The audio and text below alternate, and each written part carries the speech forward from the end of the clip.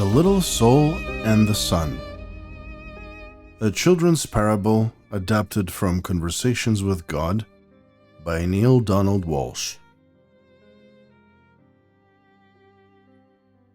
To my future grandchildren, should there be any, and to every little soul awaiting birth, you are our blessing and our hope, our innocence and our joy, our promise and our evidence of God's undenying love. Once upon no time, there was a little soul who said to God, "I know who I am." And God said, "That's wonderful. Who are you?" And the little soul shouted, "I am the light." God smiled a big smile. "That's right," God exclaimed, "you are the light." The little soul was so happy, for it had figured out what all the souls in the kingdom were there to figure out. "Wow," said the little soul, "this is really cool." But soon, knowing who it was not enough. The little soul felt stirrings inside and now wanted to be who it was. And so the little soul went back to God, which is not a bad idea for all the souls who want to be who they really are, and said, "Hi God, now that I know who I am, is it okay for me to be it?" And God said, "You mean you want to be who you already are?" "Well," replied the little soul, "it's one thing to know who I am and another thing altogether to actually be it. I want to feel what it's like to be the light." "But you already are the light," God repeated, smiling again. "Yes, but I want to see what it feels like," cried the little soul. "Well," said the God with a chuckle, "I suppose I should have known. You always were the adventuresome one." Then God's expression changed. "There's only one thing." "What?" asked the little soul. "Well, there's nothing else but the light, you see. I created nothing but what you are, and so there is no easy way for you to experience yourself as who you are, since there's nothing that you are not." "Huh?" said the little soul, who was now a little confused. "Think of it this way," said God. "You're like a candle in the sun. Oh, you're there all right, along with a million kajillion other candles who make up the sun, and the sun would not be the sun without you. Nay, it would be a sun without one of its candles, and that would not be the sun at all, for it would not shine as brightly.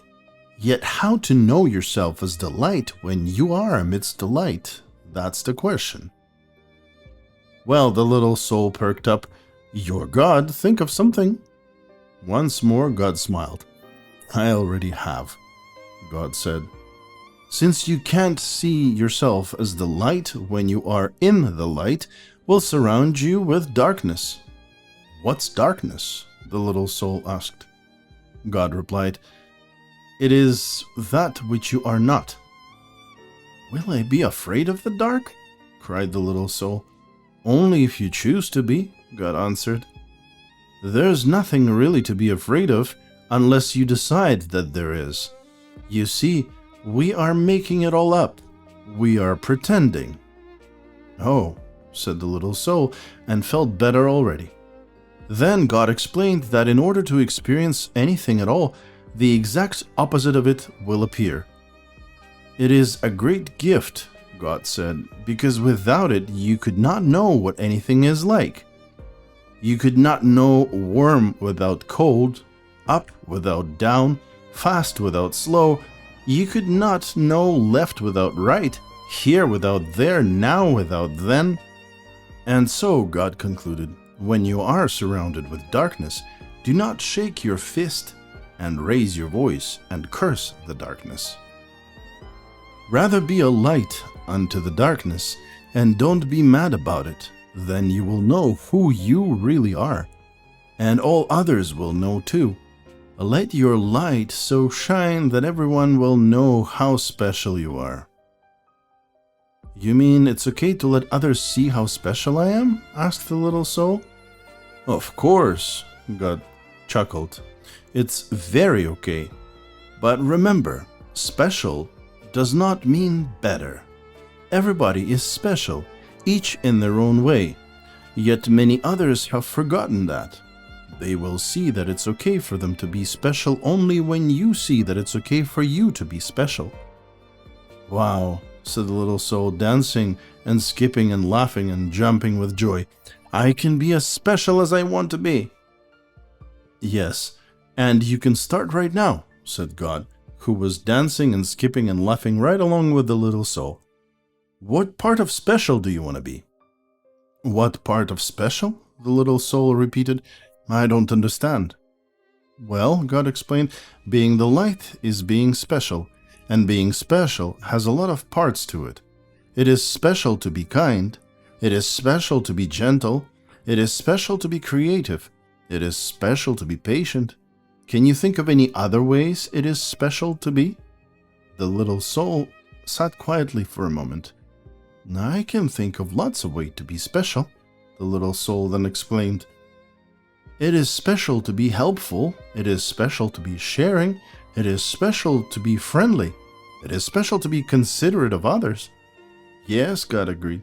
And you can be all of those things or any part of special you wish to be at any moment. That's what it means to be the light. I know what I want to be. I know what I want to be, the little soul announced with great excitement. I want to be the part of special called forgiving. Isn't it special to be forgiving? Oh, yes, God assured the little soul.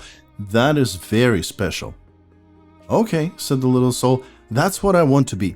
I want to be forgiving. I want to experience myself as that. Good, said God. But there's one thing you should know. The little soul was becoming a bit impatient now. It always seemed as though there were some complication. What is it? The little soul sighed. There is no one to forgive. No one? The little soul could hardly believe what had been said. No one, God repeated. Everything I have made is perfect. There is not a single soul in all creation less perfect than you. Look around you. It was then that the little soul realized a large crowd had gathered. Souls had come from far and wide, from all over the kingdom, for the word had gone forth that the little soul was having this extraordinary conversation with God, and everyone wanted to hear what they were saying. Looking at the countless other souls gathered there, the little soul had to agree. None appeared less wonderful, less magnificent, or less perfect than the little soul itself. Such was the wonder of the souls gathered around, and so bright was their light that the little soul could scarcely gaze upon them. Who then to forgive? Asked God. Boy, this is going to be no fun at all, grumbled the little soul. I wanted to experience myself as one who forgives. I wanted to know what that part of special felt like. And the little soul learned what it must feel like to be sad. But just then a friendly soul stepped forward from the crowd. Not to worry, little soul, the friendly soul said. I will help you. You will? The little soul brightened. But what can you do? Why, I can give you someone to forgive. You can? Certainly, chirped the friendly soul. I can come into your next lifetime and do something for you to forgive. But why? Why would you do that? The little soul asked. You who are being of such utter perfection, you who vibrate with such a speed that it creates a light so bright that I can hardly gaze upon you. What could cause you to want to slow down your vibration to such a speed that your bright light would become dark and dense? What could cause you who are so light that you dance upon the stars and move through the kingdom with the speed of your thought to come into my life and make yourself so heavy that you could do this bad thing? Simple, the friendly soul said. I would do it because I love you. The little soul seemed surprised at the answer. Don't be so amazed, said the friendly soul. You have done the same thing for me. Don't you remember? Oh, we have danced together, you and I, many times. Through the eons and across all the ages have we danced. Across all the times and in many places have we played together. You just don't remember. We have both been all of it. We have been the up and the down of it, the left and the right of it. We have been the here and the there of it, the now and the then of it. We have been the male and the female, the good and the bad. We have both been the victim and the villain of it. Thus we have come together, you and I, many times before, each bringing to the other the exact and the perfect opportunity to express and to experience who we really are. And so, the friendly soul explained a little further, I will come into your next lifetime, and the bad one this time. I will do something really terrible, and then you can experience yourself as the one who forgives. But what will you do? The little soul asked, just a little nervously. That will be so terrible. Oh, replied the friendly soul with the twinkle, we'll think of something. Then the friendly soul seemed to run serious and said in a quiet voice, You are right about one thing, you know. What is that? The little soul wanted to know. I will have to slow down my vibration and become very heavy to do this not so nice thing. I will have to pretend to be something very unlike myself. And so I have but one favor to ask of you in return. Oh, anything, anything, cried the little soul and began to dance and sing. I get to be forgiving, I get to be forgiving. Then the little soul saw that the friendly soul was remaining very quiet. What is it? The little soul asked. What can I do for you? You are such an angel to be willing to do this for me.